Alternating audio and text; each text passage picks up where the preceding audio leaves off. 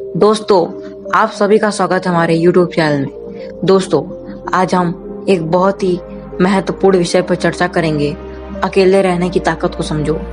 दोस्तों, इस विषय पे भगवान बुद्ध ने क्या कहा, आइए मैं आपको बताता हूँ।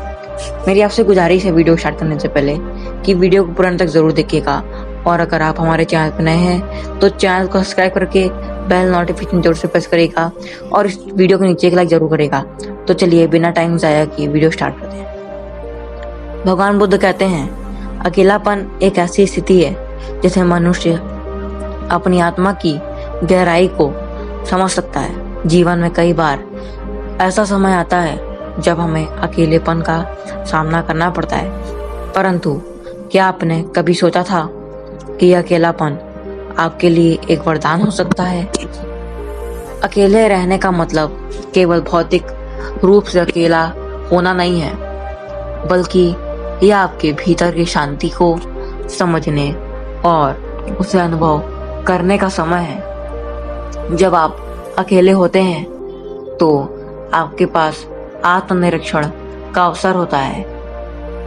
आप अपने विचारों को स्पष्ट रूप से सुन सकते हैं, अपनी कमजोरियों को पहचान सकते हैं और अपनी ताकत को समझ सकते हैं।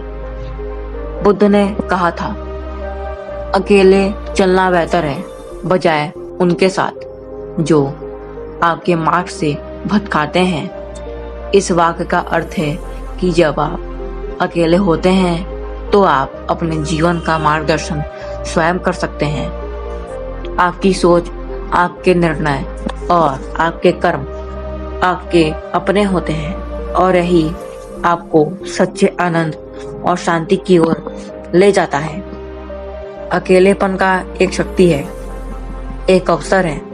यह आपको अपनी आंतरिक शक्ति का एहसास कराता है और आपको आत्मनिर्भर बनाता है। जब आप अकेले रहना सीख जाते हैं तो आप किसी भी परिस्थिति का सामना करने के लिए तैयार रहते हैं। यह आपको एक ऐसा आत्मविश्वास प्रदान करता है जो किसी भी बाहरी सहायता पर निर्भर नहीं होता।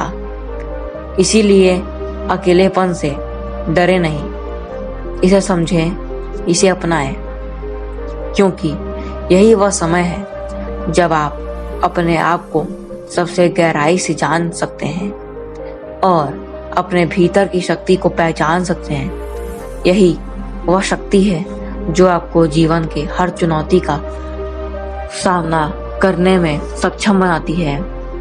अकेले रहने की ताकत। अकेलापन कोई दुर्बलता नहीं, बल्कि यह एक दुर्लभ अवसर है जो हमें आत्मा की गहराइयों को जानने का समय देता है। भगवान बुद्ध ने यह समझाया कि जीवन में अकेलापन ही वह समय है जब हम स्वयं को वास्तविक रूप में देख सकते हैं, बिना किसी बाहरी प्रभाव के।